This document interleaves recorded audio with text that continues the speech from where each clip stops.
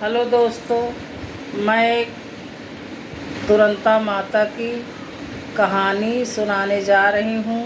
पूजा में बहुत काम आती है और ये तुरंता माता की कथा है, मैं सुनाने जा रही हूँ। आप लोग समझने की और सुनने की कोशिश करिए।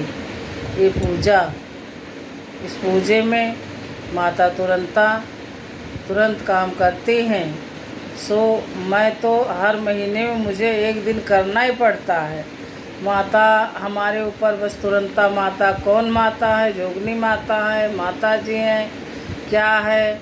मैं अज्ञान हूँ, मैं इसके बारे में कुछ नहीं जानती हूँ, लेकिन हर महीना मेरे घर में तुरंता माता आती है, मैं सो पूजा करती हूँ। इसमें कुछ नहीं लगता। 1 किलो जलेबी, फल फूल और धूप बत्ती, अगर जो भी पूजा की सामग्री, पूजा करो, प्रसाद में दही जलेबी मंगा लो।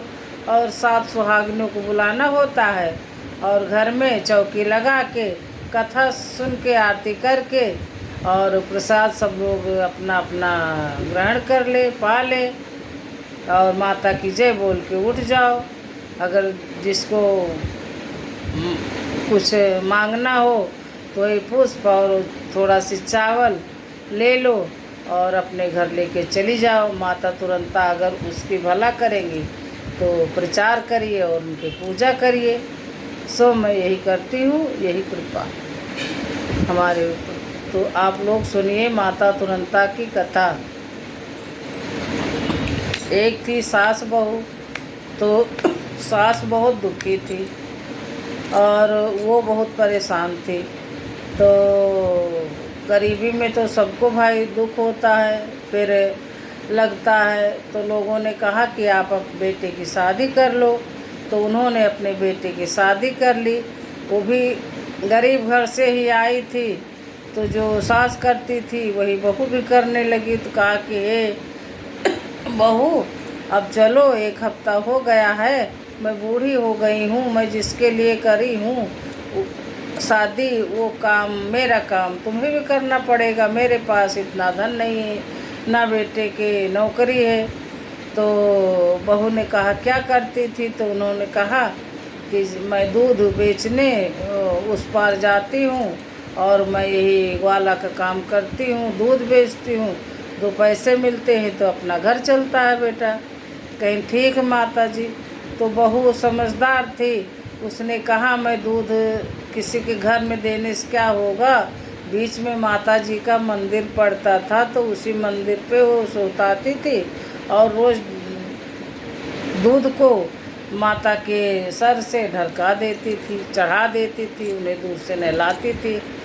अब 1 महीना बीत गया तो उसने कहा बहू, महीना पूरा हो गया, पैसा ले आओ, नहीं तो हम कैसे करेंगे, क्या करेंगे, खाना कैसे चलेगा, राशन भराना भी तो है। तो उसने कहा कि कुछ नहीं बोला।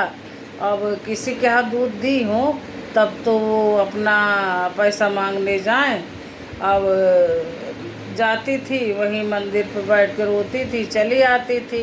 तो कहीं कि कुछ बोल भी नहीं रही है और दूध ले जाती है, पैसा तो पूरा हो गया, महीना लाओ ना। तो उस दिन शाम तक नहीं गई वो वापस। कहे कि माता जी, मैंने दूध ढरकाया है आपके मंदिर में और इसका पैसा हमारी सास मांगती है, हमारा तो गृहस्थी बर्बाद जाएगा, मैं कहाँ से दूंगी पैसा। तो जब शाम हो गई तो माता जी सोची कि अब ये नहीं मानेगी। तो वो जो है एकदम कन्या से, छोटी सी कन्या के रूप में आई खेलते हुए, बोली क्या है? कहें क्या है, क्या तुम हमारा क्या हर लोगी और बताओ। तो कहें नहीं, हम बता रहे सो वही करो। तो उन्होंने कहा, कन्या ने कहा कि जाके फूल पत्री जो चढ़ा है, मिष्ठान फूल पाती सब डल्लू भर लो। तो वो वही करी, भर ली और रोते हुए गई अपने घर और बोली कि खोलना मत इसको, तुम्हारी सास ही खोलेगी, घर पे ही खोलना। अब धीरे धीरे जाती रहे, वो डल्लू वजन होता जाए, वो डिब्बा वजन होने लगा।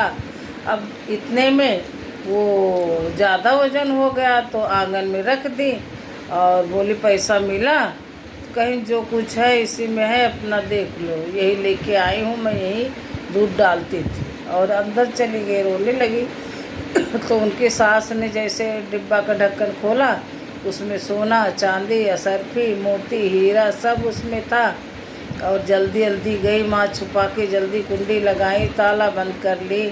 कही कि बहू बहू ये तुम कहाँ से लाई हुई इतना भैया ये सामान, ये दूध वाला ने दिया तुमको।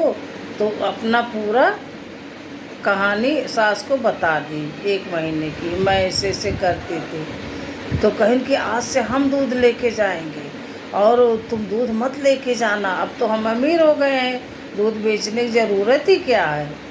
तो भाई फिर वो दूध अपना जल्दी नहा धो के अगरबत्ती भी ले गई और वहाँ दूध 1 महीना तक चढ़ाई। सास भी गई ढरका ढरका आती को, माता जी हाँ हमें भी देना धन लक्ष्मी, हाँ हमको भी वही उनसे ज़्यादा दे देना, अब मैं अमीर हो जाऊंगी दूध मंदिर में चढ़ा चढ़ा के। अब महीना पूरा हुआ, माता जी ने तुरंत प्रकट भाई कहीं कि जाओ वो फूल पाती भर लो ना और लेके जाओ। अब वहाँ भैया फूल पात्री सब भर लिए, सब सामान झाड़ू लगा के भर लियो डिब्बा में। अब धीरे धीरे उस डिब्बे में सांप कीड़ा सांप और बिच्छू कछुआ सब जानवर नदी के उसमें भरते गए। कहीं आज इतना वजन है कि आज तो बहुत मेरा डिब्बा भर गया। सास ने कहा ये बहू जल्दी ताला बंद कर लो, आज बहुत सोना चांदी भरा हुआ है डल्लू में। कहीं सच माता जी? कहीं ना। जैसे ढक्कन भैया खोली, सांप बिच्छू उसमें जानवर भयंकर विषैले सब भागने लगे घर में। बस माता जी और भाग गई मंदिर में, खूब रोने लगी।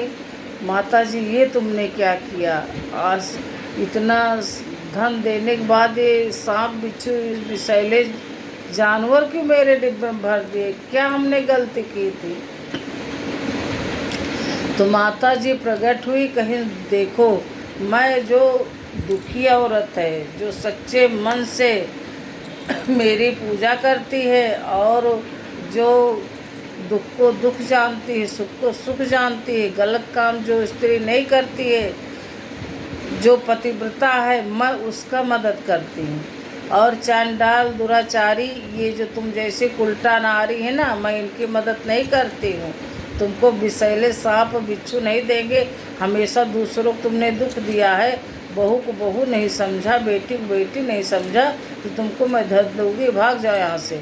बस उसी समय से बुढ़िया जो है अपना पैर नहीं पकड़ी, कि पैर छोड़ी ही नहीं माता जी का, कि हे माता जी मेरी गलती का उसने क्षमा मांगी और मैं आज से सुधर जाऊँगी। मैं कभी गलत किसी को नहीं बोलूँगी। और माता से आशीर्वाद लिया कि आज से मैं अच्छा काम करूँगी, मैं किसी ऊपर वचन नहीं बोलूँगी, बुरे काम नहीं करूँगी माता जी, और मुझे आशीर्वाद दो। तो माता जी भाई दयालु तो है ही हैं, वो कह दी यो मस्त जाओ और तुम्हारे सब जो घर में बिच्छू सांप विषैले थे वो सब नहीं हैं, हट गए हैं। बस वो अपने घर आई, माता जी को भी फुर्सत मिली और बूढ़ा माता भी सुखी से रहने लगी। बहू बेटा माता जी बूढ़ा के दिन लौट आए। बोलो तुरंता माता की जय।